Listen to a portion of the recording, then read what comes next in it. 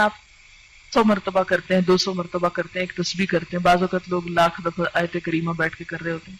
تو اب ہمیں تو نہیں پتا کہ اس لاکھ دفعہ سے اللہ تعالیٰ راضی ہوئے ہیں یا نہیں.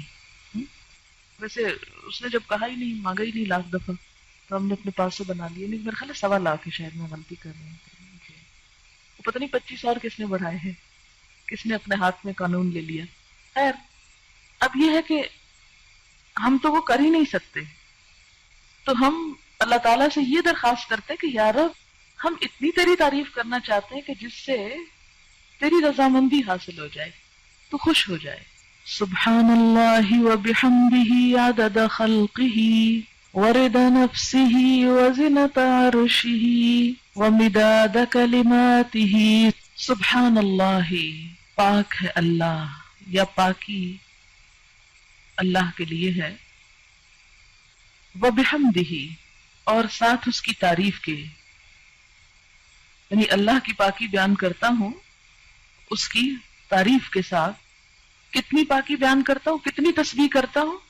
عدد، تعداد، گنتی، خلق ہی، اس کی مخلوق کی، یعنی جتنی اس کی مخلوق کی تعداد ہے اتنی دفعہ میں اللہ کی تسبیح کر رہا ہوں. تو اب جب ہم تسبیح کرتے ہیں، جیسے تسبیح پڑھتے ہیں دانوں کے اوپر، ہم کہتے ہیں سبحان اللہ سبحان اللہ سبحان اللہ سبحان اللہ، یا انگلیوں کے اوپر پڑھ رہے ہیں آپ، تو ایک وقت میں آپ کتنی دفعہ پڑھ سکتے ہیں؟ مثلا 1 منٹ میں چند دفعہ ہی پڑھیں گے نا. لیکن اگر آپ یہ جملہ بول دیتے ہیں سبحان اللہ وبحمدہ عدد خلقہ، کہ اللہ کی پاکی اس کی تعریف کے ساتھ اتنی مرتبہ جتنی اس کی مخلوق کی تعداد ہے. اور اللہ تعالیٰ کی مخلوق کی تعداد کتنی ہے؟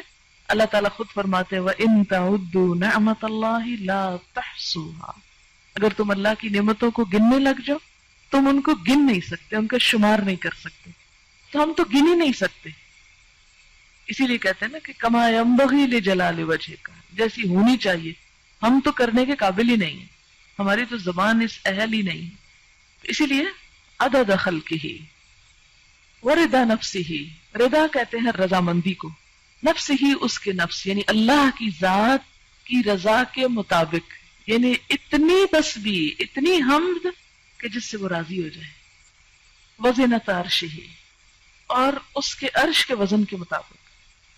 وزنۃ عرشہ، اس کے عرش کا وزن کتنا ہے؟ ہمیں تو کچھ معلوم نہیں کہ اس کا عرش ہے کتنا. امام مالک نے کہا تھا نا کہ اس کے بارے میں سوال بدعت ہے، سوال بھی مت کرو کہ کیسا ہے وہ، ہمیں نہیں معلوم، بس اتنا پتا ہے کہ وہ ہے، کیسا ہے یہ نہیں معلوم. وَمِدَادَ كَلِمَاتِهِ، اور اس کے کلمات کی لکھنے میں جتنی سیاہی درکار ہے. مداد کلماتی، اچھا وہ کتنی درکار؟